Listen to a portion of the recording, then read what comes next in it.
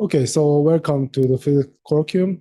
So today's speaker is Professor Shugang Fan from Fudan University. So let me briefly introduce the speaker to the audience. So he received a PhD from Tsinghua University in 2008. And before joining Fudan University as associate professor in 2013, he was a postdoc in Frankfurt University in Germany, and also Indiana University in US. And so after joining Fudan, he has been working on heavy ion collision and neutron star physics so actively, and he was promoted to full professor in 2018. And he also received a GHIN title a few years ago. So he is one of very expert, not only in China, but also in worldwide. So today, he will tell us chirality, vorticity, and magnetic field in quark-gluon plasma, which is the one of hot topic in our community. So, and maybe, so Shugan will talk in English, but you are encouraged to ask question either in Chinese or English, whichever you want. Okay, so please start. Yeah, okay. Yeah, thank you. Thank you for the nice introduction. And thank you also for the warm invitation so that I could visit Zhejiang University actually for the first time. So it's really, it's really a nice campus, and I feel really honored to give a colloquium here. The topic about my talk is the quark-gluon plasma, which, as Koichi said, is a hot topic now in the nuclear physics. And in the very recent years, the vorticity and the magnetic field in quark-gluon plasma is emerging hot field, even in this our field. So today I would like to share some recent progress and, of course, some basic ideas in the chirality, vorticity, and the magnetic field in the quark-gluon plasma.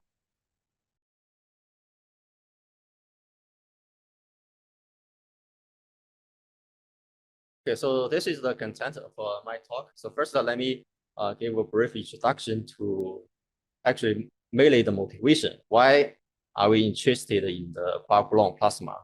And then I would like to share with you some interesting properties or some unique and special properties of quark-gluon plasma. And in the third part, I will focus on this strong magnetic and vertical field in the quark-gluon plasma, and some special phenomena that can be induced by the magnetic field and the vertical field. That is the spin polarization phenomena, and also the chiral anomalous transport phenomena.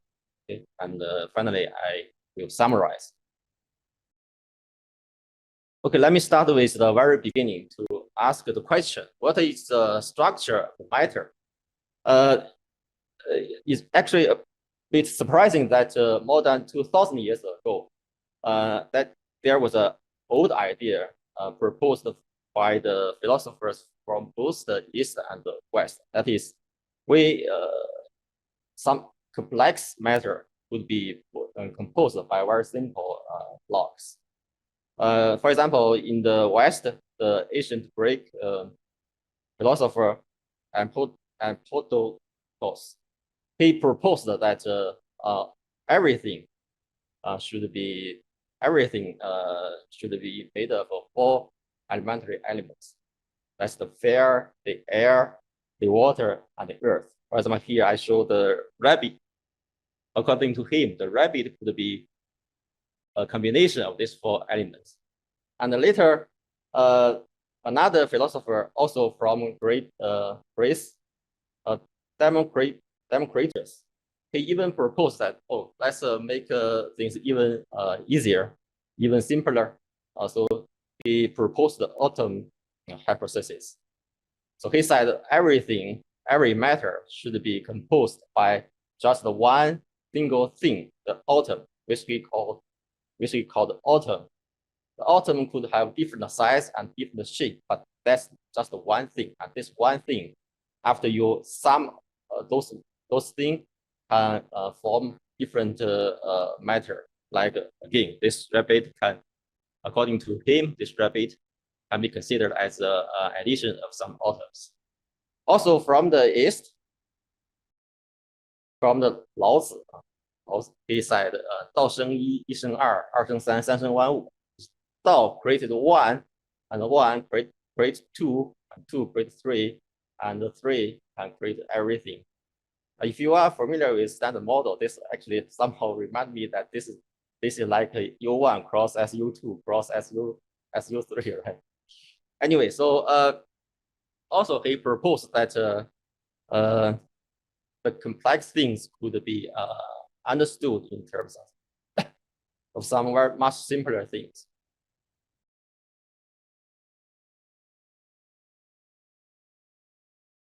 Or there exist elementary units that can compose all matter.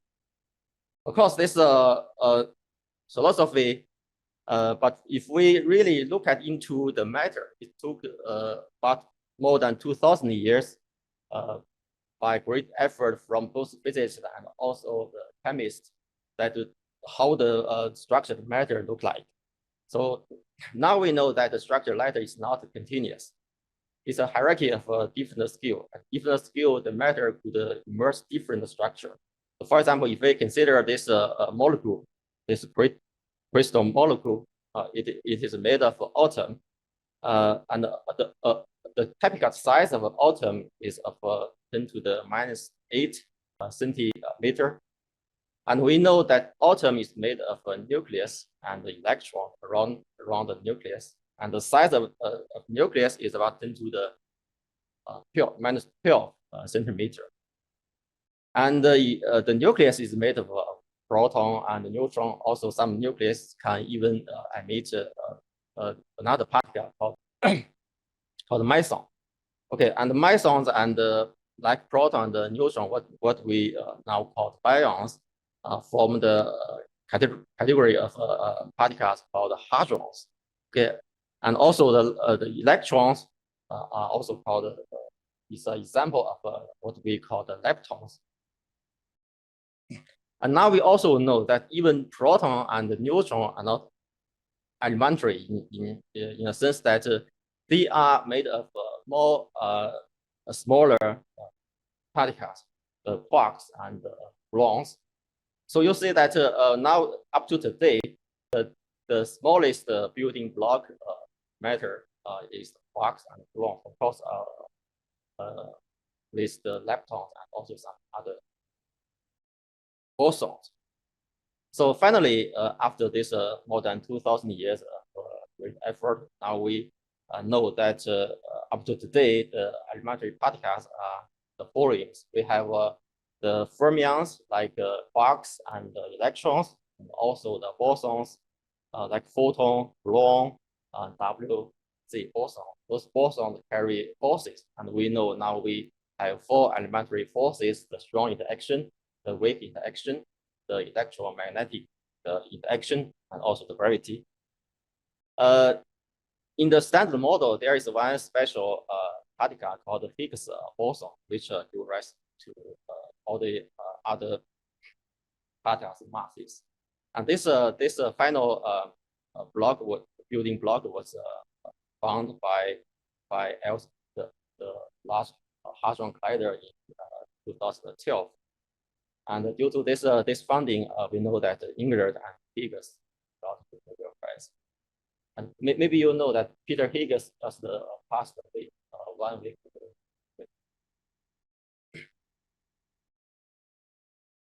Then, okay, so what's next? We now know that we have those elementary particles, those and the 4 elementary interactions. What's next? We could consider 2 different paths. One path is to follow the path of reductionism. So namely, we should keep searching for even elementary particles. For example, what is the more elementary particle that can make of the like quark, right? And or whether there is a more elementary interaction, right? In this direction, now we know that there's a hot frontiers of research in the particle physics, and you may hear the like string theory, supersymmetry, those are the theory want to understand in this direction. But we have another direction. That's we should ask. Now we know those elementary building blocks. Then how these elementary particles are integrated back to form the usual matter that we know. This is a very question that we actually know in next matter. The question is that, for example, even if you know the property of the building block of like the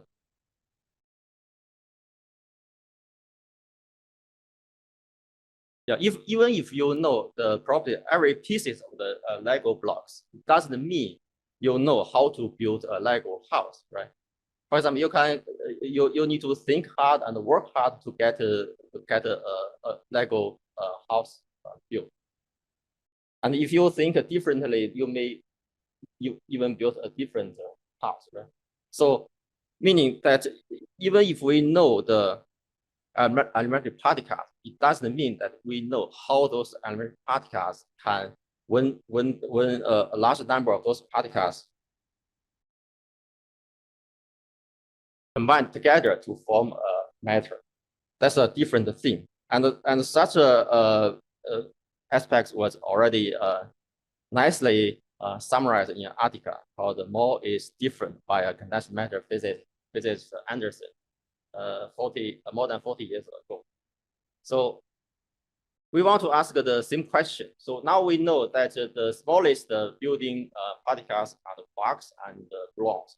How those quarks and the gluons are interacting and finally form like the nuclei, and also a bulk many-body quark and gluon matter, what we now call the quark-gluon plasma. Actually, quark-gluon plasma is maybe the simplest many-body matter that we can consider made of quarks and gluons. Nuclei is more difficult than the quark-gluon plasma, as we will show later. Okay, so then let's look at some basic properties of quarks and gluons. Because now we want to understand is that we know quarks and gluons are also the interaction between quarks and gluons. Then how can we understand the physics property of the many-body system of quarks and gluons, like the quark-gluon plasma, like the nuclei, or even like if you consider the like the neutron star. Okay, so let's look at some basic properties of quarks, gluons, and the strong interaction. The strong interaction is the interaction that accounts for the nuclear force, and the strong interaction is the action of a color charge. Like electrodynamics is like the electrodynamic electromagnetic interaction is the interaction due to electric charge. And this strong interaction is the interaction due to the charge of a color. And we have three colors. So which means each quark can carry three different colors in principle. And also, unlike electromagnetic interaction, in which the photons are the force carrier, but photons do not carry charge. So photons do not feel each other. But in this case, even gluons, which is the strong force carrier, carry also color charge, which means gluons can feel each other. One gluon can emit another gluon, and another gluon can absorb this emitted gluon. In such a way, these two gluons can interact with each other. Okay, so and the mesons also. The mesons are made of a quark and anti-quark, and the barons like protons and neutrons are made of three quarks. Okay, and the fundamental theory of a strong interaction of quarks and gluons is the quantum chromodynamics and the thermodynamics, if you write down the Lagrange of this theory, it looks very simple. It's just this one line. Just this one line. Lagrange. If you compare this Lagrange to the Lagrange of quantum electrodynamics, you found that they are very similar. The only difference is this term. Here. Okay, it's only difference is this term. If you throw away this term, you found that this theory is actually the quantum electrodynamics, but of course with different numbers of degree freedom. But they look but they will look the same. Okay, and this term is very important because from this term you can find that this theory could have the interaction among gluons, just like I said a minute ago, that gluons can interact with gluons. Okay, and it's this special property called the non-abelian property of the strong interaction, and this property gives the strong interaction very different behavior than the quantum electrodynamics, than the usual electromagnetic force. And here is how the interacting strengths goes if you go to different length scale, or in other words, go to different momentum scale. So if you go to lower and lower momentum scale, this coupling constant alpha you can consider this alpha as the fine structure constant for strong interaction. So this interaction constant will goes up, and finally it will so large that you cannot apply any competitive calculation. And this property is called asymptotic freedom, which was found by these three physicists in 1973, I think. And due to this finding, they got the Nobel Prize in 2004. So this property says that if you put a quark and anti-quark closer and closer, their interaction force is becoming weaker and weaker. And this is very different from the usual QED force, right? Because if you put two charges closer and closer, the QED force will increase. On the other hand, if you put the two electric charges apart, the Coulomb force between these two charges will decrease, right? But now you say if you put two color charges apart, the interaction between these two color charges will instead increase. Due to this property, the vacuum of a strong interaction, the vacuum of QCD is also very different from the usual vacuum of a QED. And there are several unique properties. One of the properties is the color confinement. So we said that any observable in the QCD, that's must be colorless. So it cannot carry color. Any observable cannot carry color. So which also means because quarks and gluons carry color, so there shouldn't be free quarks and gluons. So physically, this can be understood in such a intuitive way. So for the QED dipole field, if you have a charge and an anti-charge, like a electron and a positron, and if you put them apart, the Coulomb force between them will get weaker and weaker, and finally they will almost free from each other. So you can't get a free electron and a free positron. They are the physical states of the theory. However, in the QCD case, if you put a quark and an anti-quark apart, their interaction gets stronger and stronger, and finally the interacting potential is so strong that there will be a quark and anti-quark pair created in between, instead of be put apart even further. So in such a way, finally you do not get a free quark and a free anti-quark. What you get is still some quark and anti-quark pair. So this is the quark confinement property of a strong interaction. And indeed, up to today, here I set the the result from the PDG, particle data group result for the free quark search. And so far, all the experiments have produced no evidence for free quark. So there is indeed no free quark from the experimental perspective. And from the theory, this is the first principle lattice calculation of QCD. You can find that if the distance between quark and anti-quark getting larger and larger, finally you get a linear potential, which is just like what I just said. The potential between the quark and the quark can be stronger and stronger, and finally you get another quark and anti-quark pair. So you do not get a free quark. Shugan, can I ask just a question? So what kind of experiment do they conduct actually? So they're looking for any specific observables?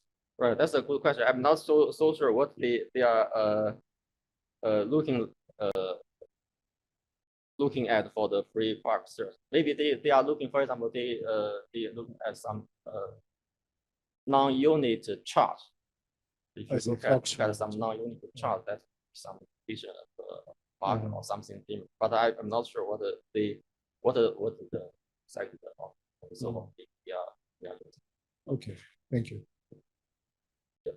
Okay, so the color confinement property so far is actually still a mystery, in the sense that in the physical term, we do not understand the physical mechanism to lead to the color confinement. And also from the mathematical perspective, we cannot prove that QCD do have the property of color confinement. And you may know that there is a famous mathematical set of problems called the million price problem by Clay Institute. One of the problems is that the Yang-Mills existence and mass gap, which is closely related to the property of QCD. Okay. Although from the experiment and from the numerical simulation, we know that the QCD do have this color confinement property. Another property of a QCD vacuum is the chiral symmetry breaking. So if you look at the Lagrangian of the QCD, you will find that if you neglect the quark mass, you will find that this Lagrangian has a kind of a right hand and left hand symmetry. That's the chiral symmetry. Okay, so which means if you write the spinors of quarks in terms of left-handed spinor and right-handed spinor, then the QCD Lagrangian can be written in a way I show here as a sum of the left-handed Lagrangian and right-handed Lagrangian. So there is a left-hand symmetry in the Lagrangian. However, the QCD vacuum does not have this symmetry. This is already known many years ago, because if the QCD vacuum also has this symmetry, every hadron you observe should have a chiral partner with a different parity, but with exactly the same mass. But this is not the case. So we know that in vacuum, this symmetry is broken. And it is broken. How is this symmetry broken? Is understood by work by Nanbu, who due to this work got Nobel Prize in 2008. This symmetry is broken by the chiral condensate. The chiral condensate is a condensate of operator Q bar Q here. And due to if you look at this operator, you can find this operator is not invariant and the chiral transformation. So which means when the expectation value of this operator is non-zero, symmetry is broken. And the chiral symmetry breaking is very important because it gives us most of the masses of the visible matter in the universe. So the mass of the quarks in the Lagrangian only have a few, like 10 MeV of mass. However, we know that, for example, a proton has the mass of order of 1 GeV. So there is a big difference because a proton is made of 3 quarks, which means if we just add the masses of these 3 quarks, it would like less than 30 MeV. But actually, the proton has a mass of 1 GeV. So why the proton and also neutron are much heavier than just the simple sum of masses of three quarks is due to this chiral symmetry breaking. And we know that in our universe, about 5% of the universe matter is visible ordinary matter, and those matters mass is mainly due to 99% of those matters mass is due to this chiral symmetry break. Then you may we could ask the question like follows. So can we liberate quarks and gluons from the hadrons? And also, can we restore the chiral symmetry? You can think this question. You can also think this question this way. So we know that, for example, water can have different states. Now, if we consider the liquid state of water is the vacuum of the water, then you could excite this vacuum by heating or raising the liquid state. Then you can get a different state, right? And we know that if you, this is the phase transition, and we know that from the perspective of Landau, this phase transition also means there is a symmetry change. So which means if we could have a QCD phase transition, we could have some way to restore the chiral symmetry. And this is the way that we could think of. For example, if we have some hadronic matter in the vacuum, and now we heat those hadronic matter, and after heated those, there would emerge more hadrons from the vacuum, so that the wave function of those hadrons, because you have more and more numbers of hadrons, so they get dense and dense, and so that their wave function could get overlap with each other. And finally, you cannot, once those wave functions are so overlapped, you cannot really see which quark belongs to which hadron, right? So in this way, one quark can almost freely move to another hadron and into another hadron. So you get a bunk matter of quarks and gluons. Those bunk matter is the quark-gluon cluster. You could have another way. You could also compress the hadron matter. And once the density of hadrons get larger and larger, they could also overlap with each other, so that one quarks can also move from one hadron to another hadron. This way, you can also, if you put more and more hadrons into your system, finally you can also get a bunk. For bunk, I mean a large volume of quark and gluon matter. Okay, and indeed, from the first principle calculation by using the lattice here, you can see that if you make the temperature of the system increase, and finally you will found that the energy density over here is the temperature to the Bose power is very different. Namely, because this ratio roughly counts the number of degree of freedom in the system. So you found that you have an increase of the number of degrees of freedom. And if you put the correct number, you will find that this increase is just how you liberate quarks and gluons from the hadron. Okay. And indeed, in this way, we could get quarks and gluons liberated from the hadronic matter. And thus, we could have a large volume of quark-gluon matter. That's the many-body system. And for such a many-body system, perhaps the first question we should ask is, what is the phase diagram of this system? And here is the proposed phase diagram in the temperature and the biochemical potential line. So for biochemical potential is the quantity to just characterize the density of the system. So in the low temperature and the low density regime, we have the usual hadronic matter. And if you increase the temperature or if you increase the density, finally you could liberate the quarks and the gluons from the hadron and form this quark-gluon cluster. And due to the fact that QCD have a rich symmetry, and during those processes, you could have actually a different kinds of phase transition. like you could have what is now called quark matter, and also the color super conducting phase. Okay, so in the following, I will focus mainly on this part, so namely the high temperature part, because it is this part in the phase diagram that we can probe in the laboratory through the so-called heavy ion collision. So the original idea of the heavy ion collision actually from the literature maybe is from the earliest literature that we could find, maybe it's this one.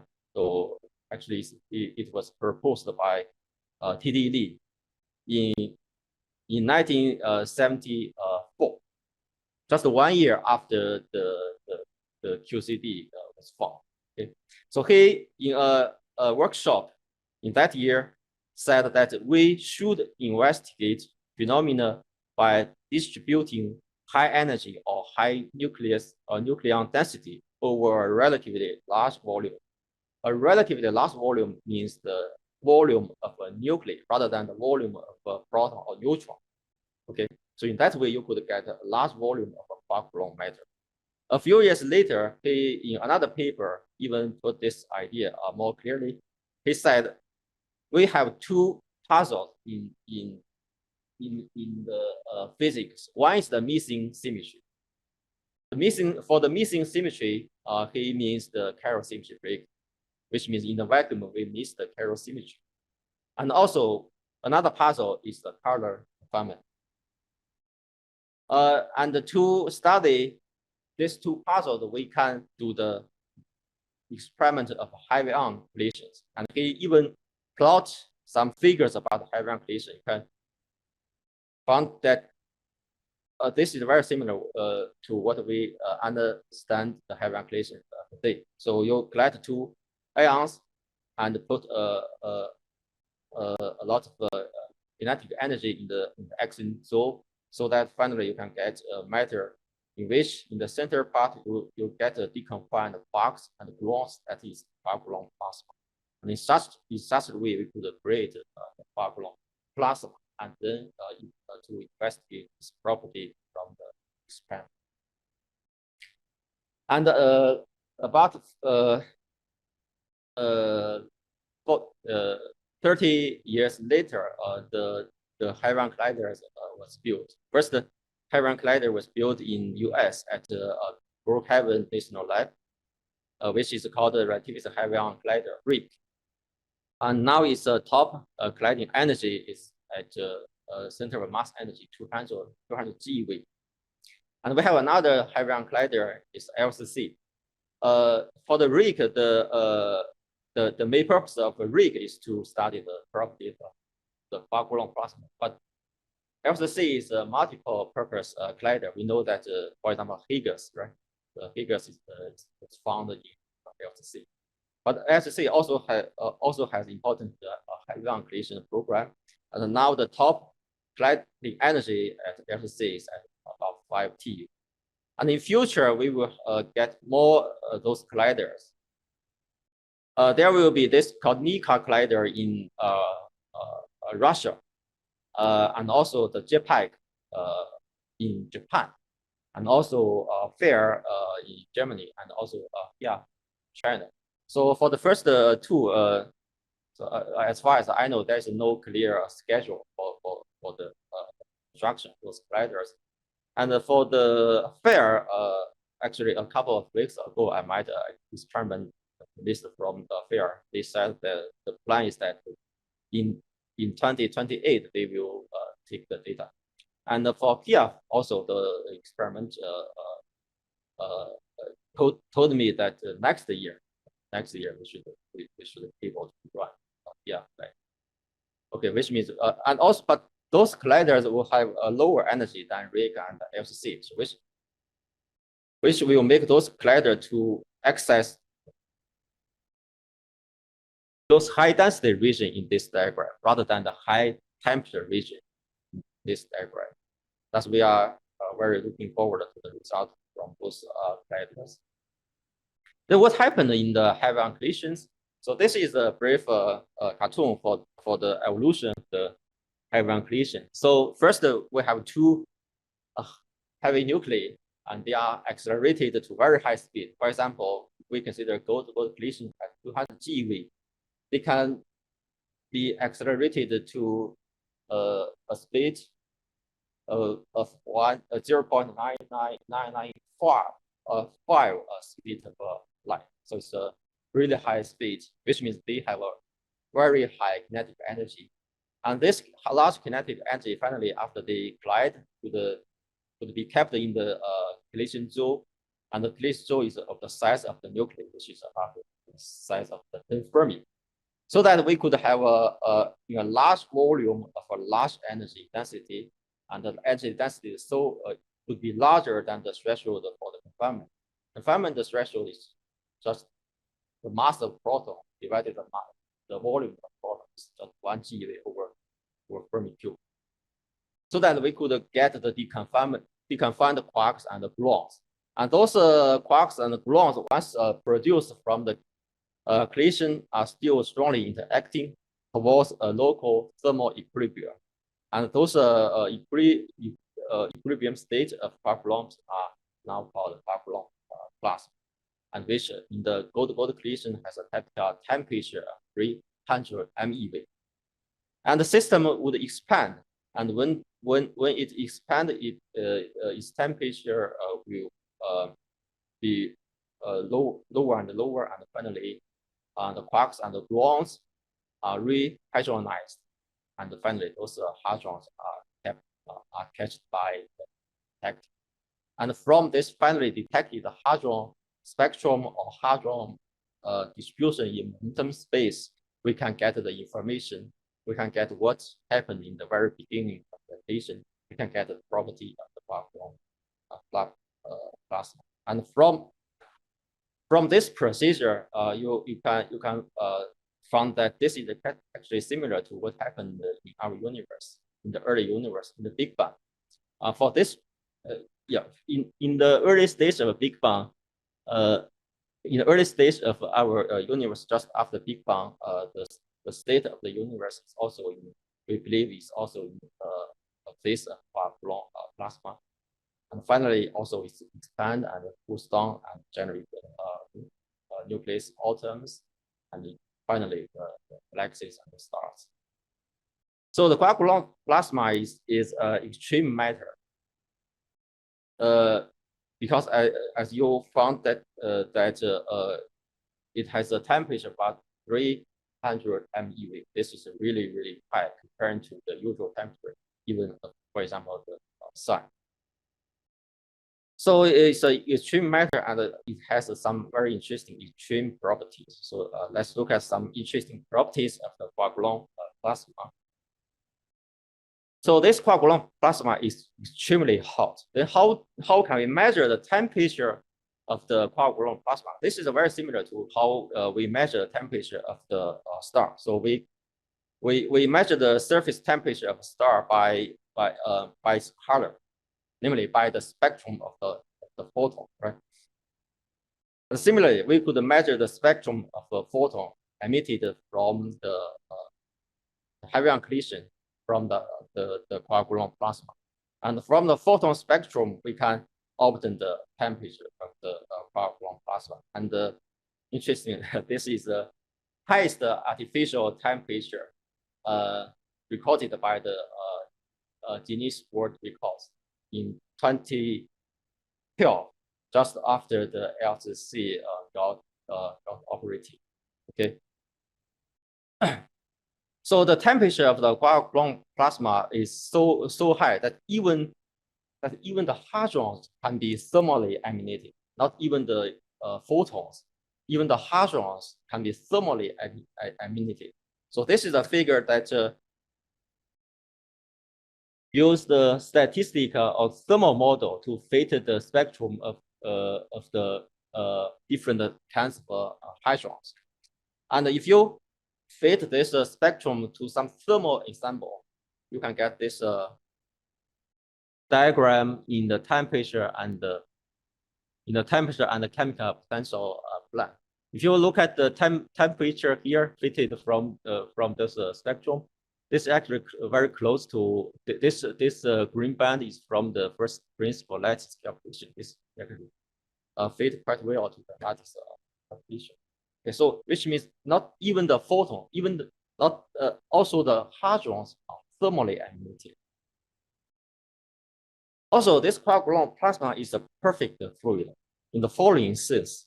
So we know for the fluid, there are some characterized parameter to describe the transport property of the fluid. One of those parameters is the shear viscosity.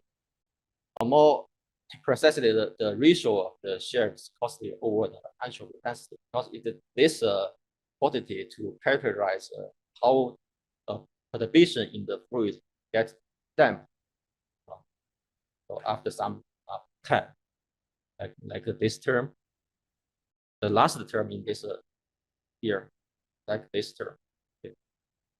So either over S captures the decay rate of perturbation in the fluid. And from the measurement of the so-called elliptic flow in heavy ion collisions, we could extract this number, the number of this quantity.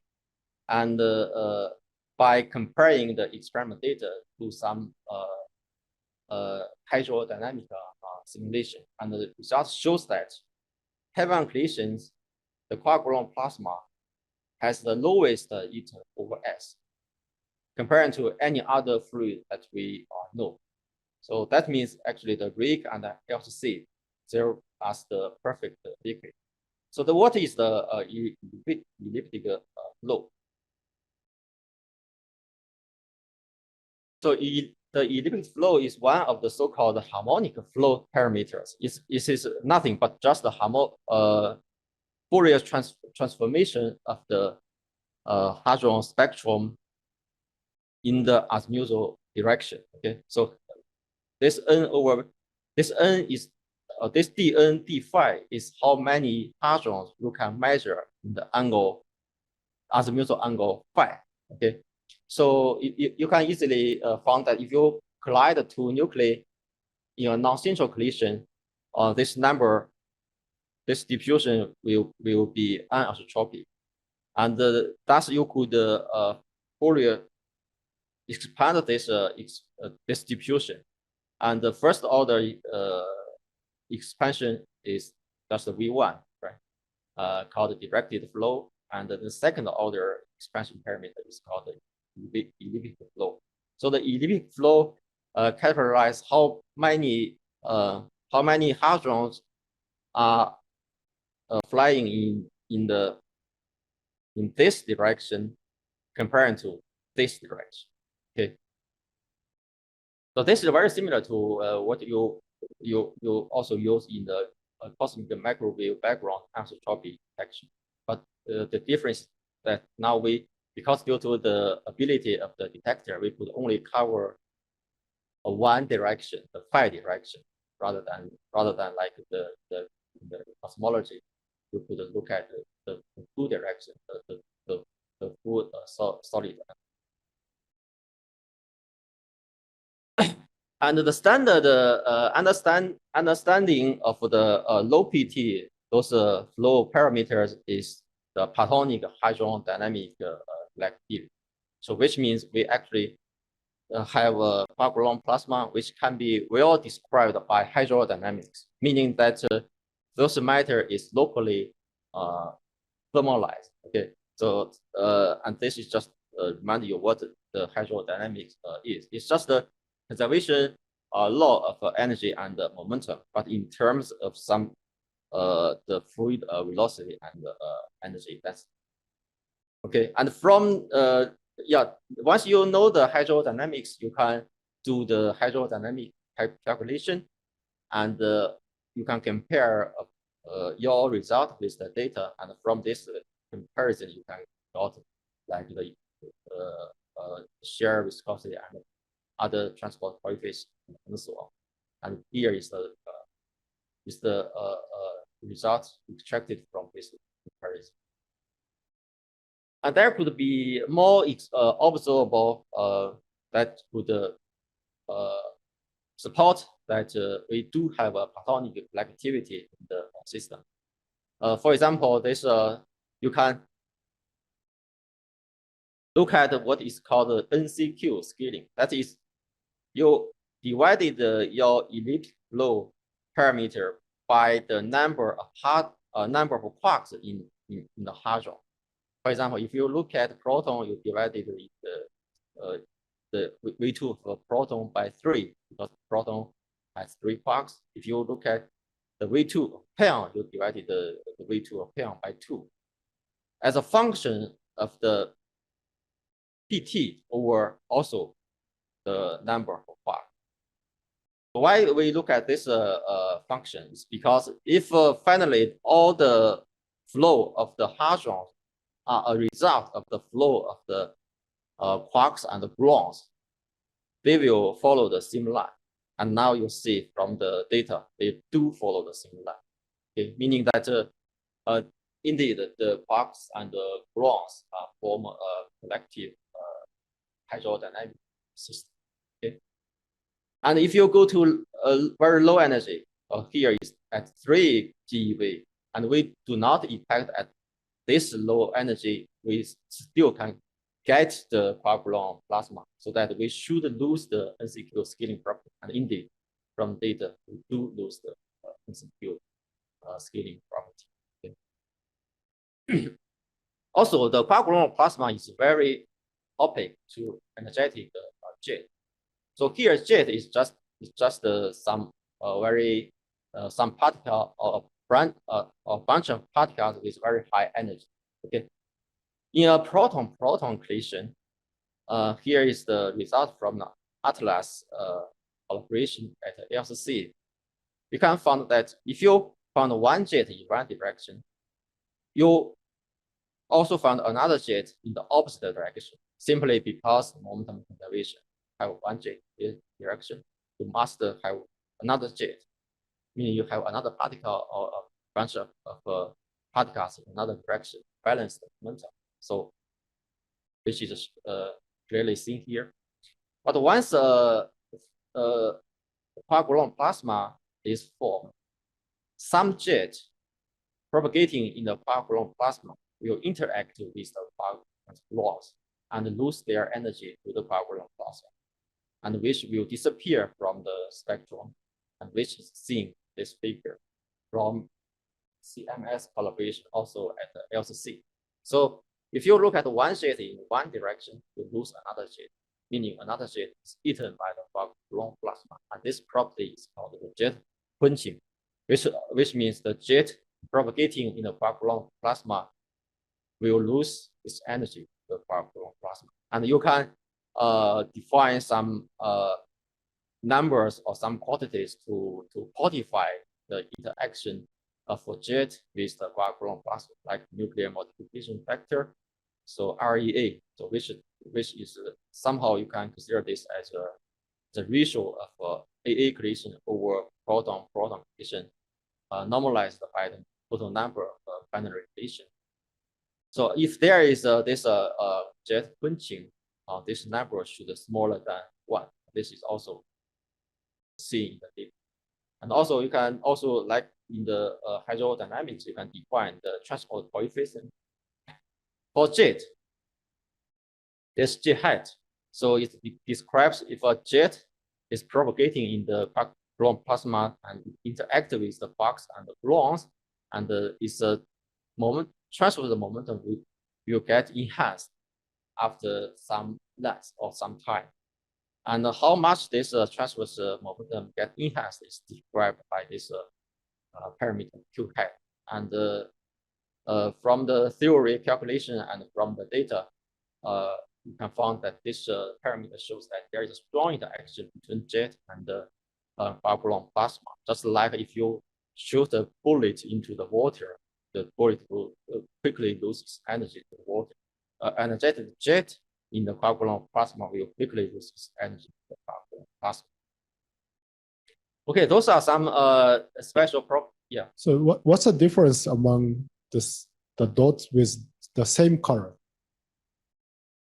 propagation. So, for example, leak by jet, are they come from the same collaboration but somehow predict different? Yeah, I think those are from the same collaboration, but with different calculation. So, for example, the first number is from the jet collaboration for the RHIC energy and so on. Okay. So do they extract those coefficients from experimental data, or is this purely a theoretical? I think this is some from some comparison between theory and experiment. Okay. All right.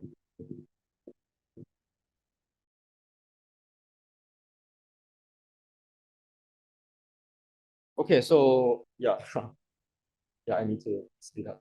Okay, so let me turn to the topic of the strong magnetic and vertical field in the quark-gluon plasma. This is now is quite interesting and also a topic in the calculation of quark-gluon plasma.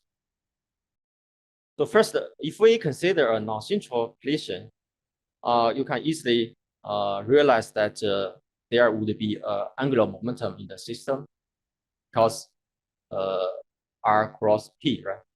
Now the P is like A times the energy square root of S over 2. This is the momentum, and R is nothing but the impact parameter. Thus, you could have angular momentum equals to B times this PC. Okay, that's this one. This is the angular momentum. And this angular momentum, if you put like FCC lead collision, is in a sense small compared to the angular momentum you could meet in the daily life. For example, if I rotate my cell phone, the angular momentum of the cell phone is much larger than this one.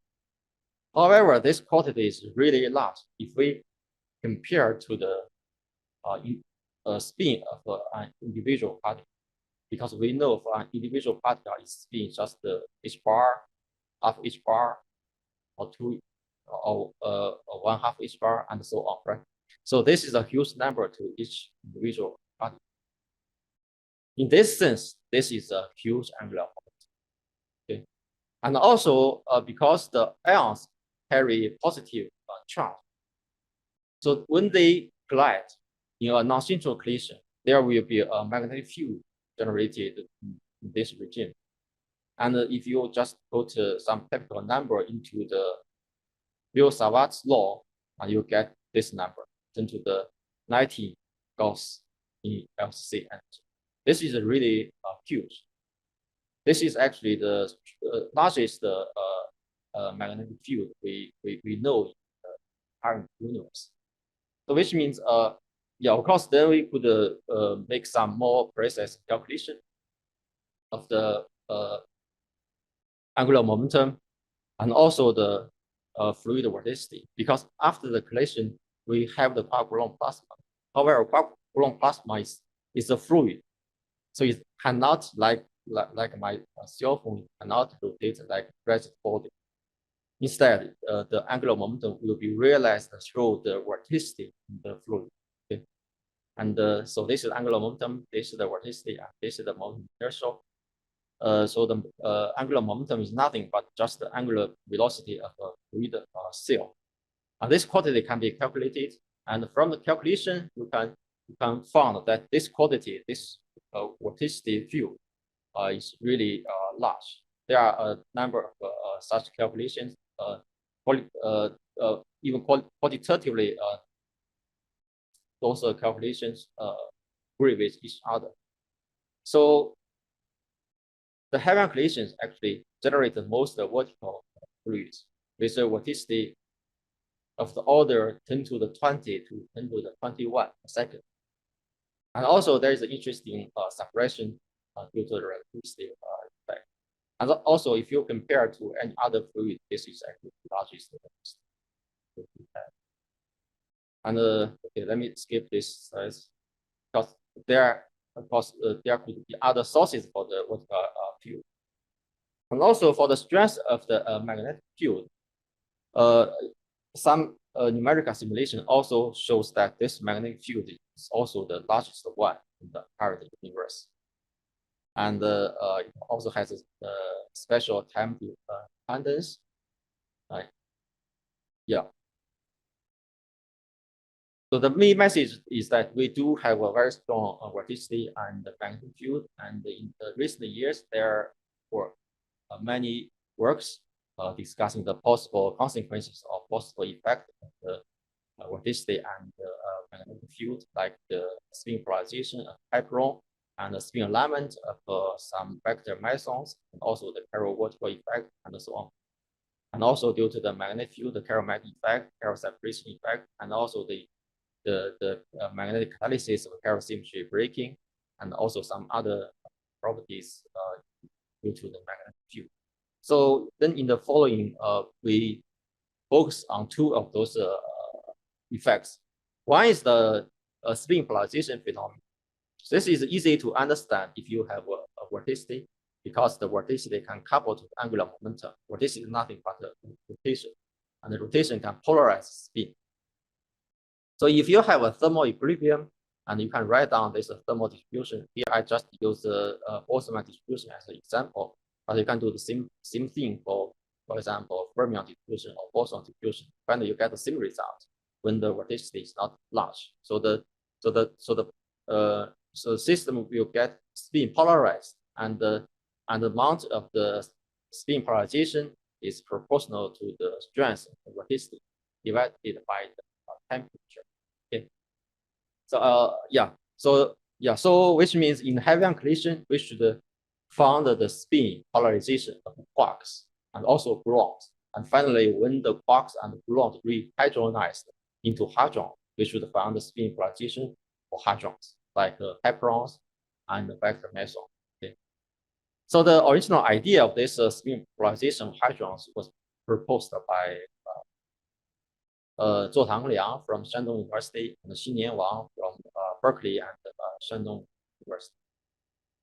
And after about 15 years, in 2017, the first measurement of the spin polarization of lambda hadron was done by star collaboration at the RHIC. They measured. They found that at different collision energies, the hadron have different amount of spin polarization. And just as we said that this spin polarization is due to the vorticity, and we can calculate vorticity, which means we can calculate the spin polarization from theory, and then compare to the data.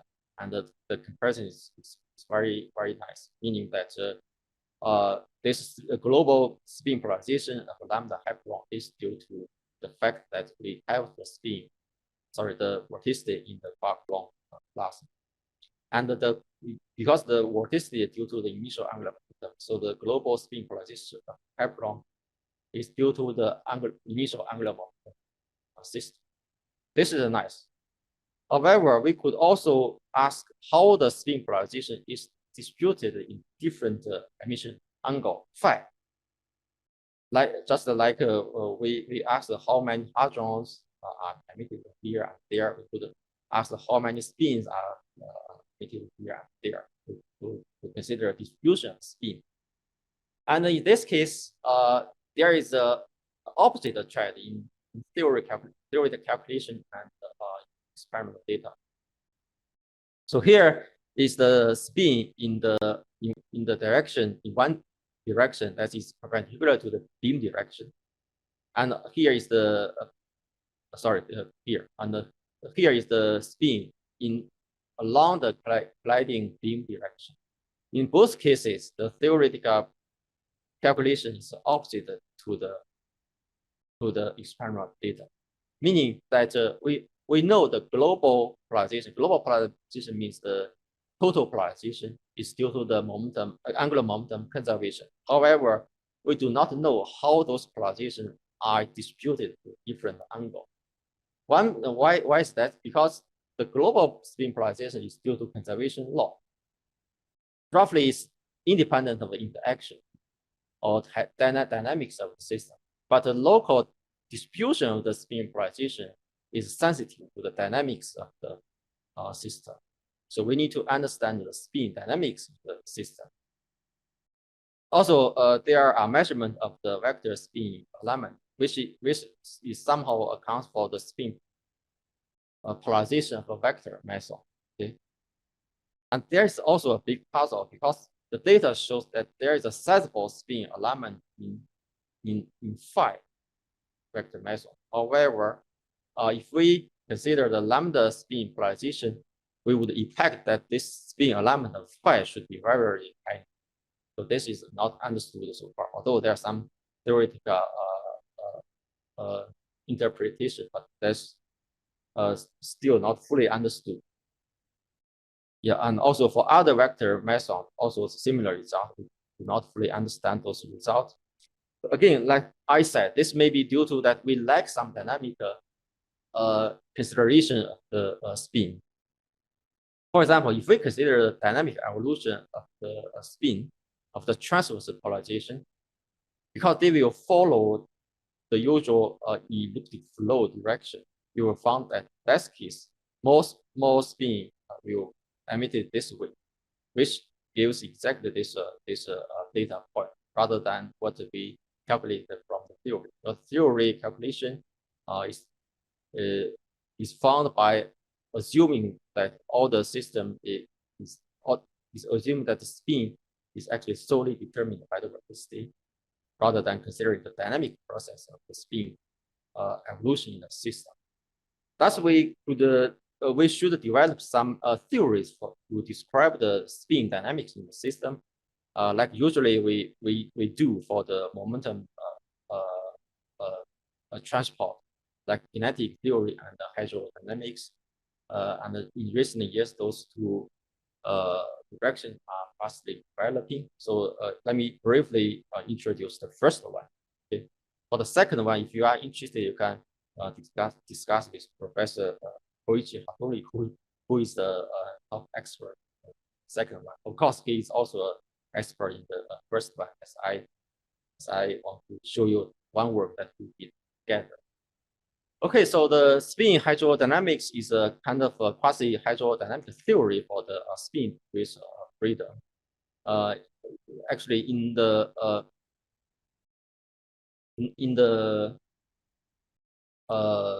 non-relativistic physics, there are already some study which kind of similar to what we now call spin hydrodynamics in the relativistic system. Okay, so the spin hydrodynamics is constructed in this way. So because the total angular momentum is conserved, and the total angular momentum is the sum of the orbital part and the spin part. So you can rewrite this conservation law as this way. So the spin current S, the divergence of the spin current is equal to the anti-symmetric part of the energy momentum tensor. Okay, so due to this equation, you found that spin polarization, because spin polarization is the transfer of angular momentum from the orbital part to the spin part, or in the opposite way.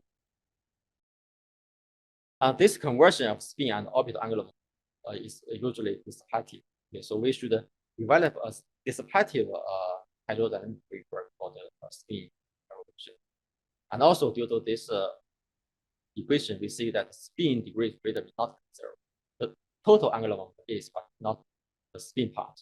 That's why we call the framework the quasi-hydrodynamics rather than hydrodynamics.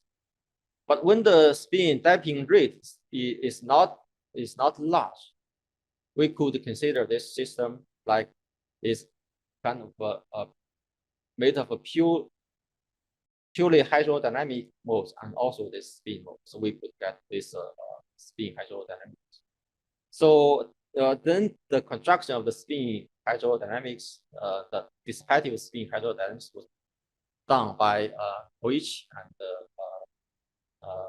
Masaru, myself, and Matsui and Hitoshi together several years ago. interestingly, in this theory, we could have some new transport coefficient. The construction is by using the derivative expansion and the constraint from the second law of thermodynamics. And interestingly, there could emerge some new transport coefficient in the system, just like in the usual hydrodynamics, we could have shear viscosity and Planck viscosity and this new transport coefficient, like the rotational viscosity here, the eta s, is characterizing the spin damping rate in the system. So if you have a thermal system and if you first polarize the spin, and due to the interaction with the medium, the spin will depolarize due to the thermal motion if there is a spin orbital coupling. And how fast this process can be is determined by this quantity. So, and this quantity is a quantity just like shear viscosity is measurable from this experiment. And of course, it's also calculable from the theory. For example, at very high temperature for heavy quark, we could do the quadratic calculation and get some result for this number. Okay. Okay, so once we have this hydrodynamic framework for spin evolution, we could get the dynamics of the spin density, and finally, we could also derive some formula similar to the what we know as the Cooper-Frye formula, the usual hydrodynamics, which can convert the quantities you calculated from your hydrodynamics to the final hadron observable in the momentum space. Okay, which means now if you calculate the spin density, or more precisely the spin potential, and also like the fluid velocity, temperature, and so on from your hydro, and you put those numbers into this formula, you can get the spin vector of the particle in the momentum space. Okay, and once you get this quantity, you can use this quantity to define the polarization. So, okay, so this is the spin polarization in the quark-gluon plasma. Another interesting phenomena that this magnetic field and the vertical field can do is the chiral anomalous transport. So because not only the vorticity, but also the magnetic field can polarize spin through the magnetic field and the magnetic moment coupling. And now if the particle is massless, we know that for massless particle, its momentum is slave to the spin direction. For right-handed particle, its momentum is along the direction of the spin, and for the left-handed particle, its momentum is opposite to the direction of the spin. Which means now if you polarize your spin by magnetic field, then which also means you polarize the momentum of the particle. And also if you polarize the spin of a particle by rotation or vorticity, you also polarize the momentum, which means you polarize, you generate some current to polarize them. And those currents are the chiral magnetic effect and the chiral vertical effect. For example, if you polarize all the spin to the direction of the momentum, which means all the particles are moving in the direction of the momentum. And now if which means you get the current along the magnetic direction, that's the chiral effect. And if you want to make this this is a very qualitative understanding, but if you want to make this coefficient correct, you can do a more detailed consideration. For example, by either field theory calculation or by some quantum mechanics means of consideration. Okay, so the correct coefficient. Okay. Yeah, why those chiral anomalous transports are interesting in the quark-gluon plasma? That's because they could provide us a unique way to detect the topological property of the QCD. So unlike QED vacuum is trivial. There is no logic non-trivial vacuum QE. However, QCD is very different. As I said, it's due to its non-abelian property. Its vacuum structure is topological in the sense that it has a degenerate the infinite number of degenerate vacuum with a different topological Sampson number. And this degenerate vacuum usually no way to detect it. But now with this aromatic effect and Vorticity effect, we could for the first time be possible to detect this non-trivial topological segment. So if there is a non-trivial topological segment in QCD, there will emerge those fluctuation, topological fluctuation. And once those topological fluctuation emerge through this QCD triangle anomaly, this will generate chirality in the quarks. And then through the magnetic field and the vorticity, those chirality quarks can generate through the ferromagnetic effect of ferrovoltaic effect electric current. And this electric current will generate charge separation, right, along the direction of the magnetic field of vorticity. And then if you look at how the charges are distributed in your final observable, you can detect initial loss fluctuation. And over about 10 years of experimental search, and especially after 2018, at RHIC, they run the so-called isobar collision, and now we combine all those results together. The data shows that there's a tiny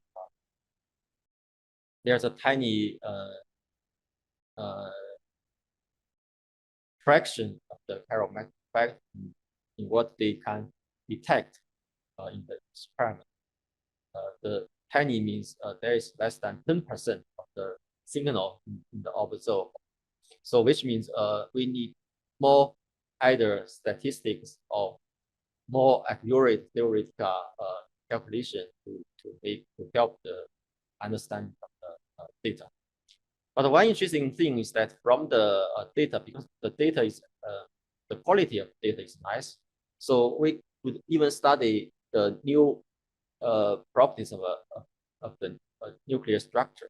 And actually, just in this week, we had a meeting about this, that how can we detect the nuclear structure by using heavy ion collision. Usually, nuclear structure is a topic in low energy physics, low energy nuclear physics. But now we see that even through very high energy collision, it could possible to study low energy nuclear physics.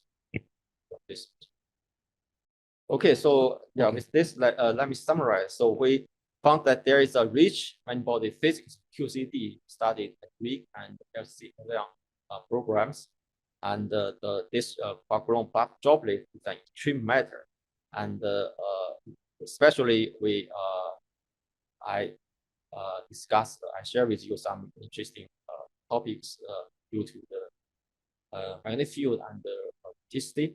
That is the anomalous transport spin transition phenomenon. Of course, there are a number of interesting topics in the quark-gluon plasma that I didn't touch today, but they are certainly interesting. If you are interested, you are welcome to discuss with me and also here with Professor. So okay, so with this, yeah, thank you. Okay, thank you very much for the nice colloquium talk from the very basic part to the recent research topic. So we can take several questions, a few questions, yeah, please.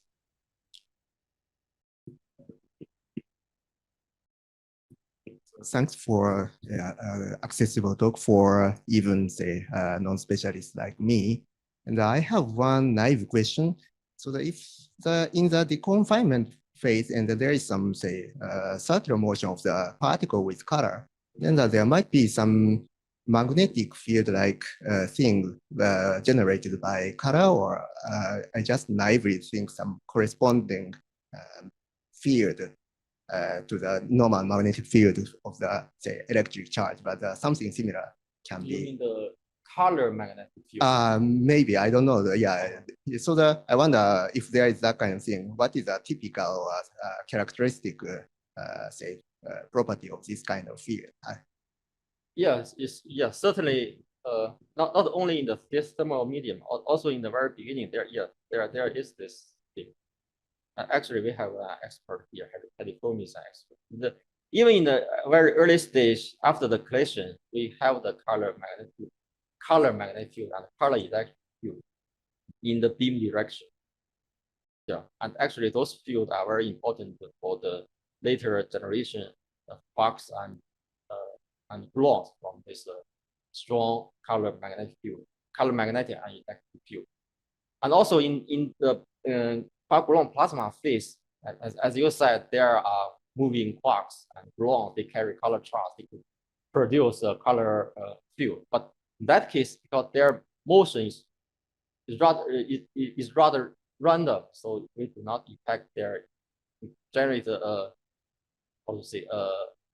color field with a specific direction. Yeah. So this kind of field is quite, say, similar to the normal magnetic field, which we imagine, or it's quite totally different. Yeah, in a way you can imagine it in this way, right? I think it's correct. But in another way, if you already treat the system in a fully, like if you want to treat the system in a fully quantum way, it's already included in your treatment. And yeah. Thanks. Yeah, because what you see color magnetic field is actually nothing but gluon field. Right. Okay, any other question? Any general question? So why spin alignment of K meson and phi meson shows such a big difference in page maybe 35? Why only phi meson, spin alignment of phi meson is large? Yeah, that's a very careful observation. And the answer is that we still don't know. We don't know this. Indeed, there is a big difference. Only phi meson has a large spin alignment, and K star 0 has 0 spin alignment. Although they both have spin 1, right? But they behave very differently in the spin alignment, and we do not know this. Okay. Although there's some argument. Okay, so why due to the strong interaction and so on, but we still do not understand. Okay, thank you. Okay, anything else? So I have one question. So you have a freeze-out formula for spin, and you have a few terms other than spin potential. I think, yeah, this one. Right. So my question is, so for example, if you have completely unpolarized medium, and if you apply this formula, do you get the polarization? Or can you repeat your? So suppose we have completely unpolarized medium. Unpolarized. Right. But still, if we apply this formula, do we get the polarization from the last 3 terms? Unpolarized, you mean the spins unpolarized? Spins unpolarized. But you still have the vorticity, right? Yeah, we could have. Then this formula gives you a spin polarization. Okay. Because no, I'm a little bit. Spin, if the unpolarized, you mean the spin density is 0. Right. Then this formula goes back to the usual, it goes back to global polarization formula. Okay. But what about, for example, the so-called shear induced term with Xi? Right. This is the thermal. Yeah. There are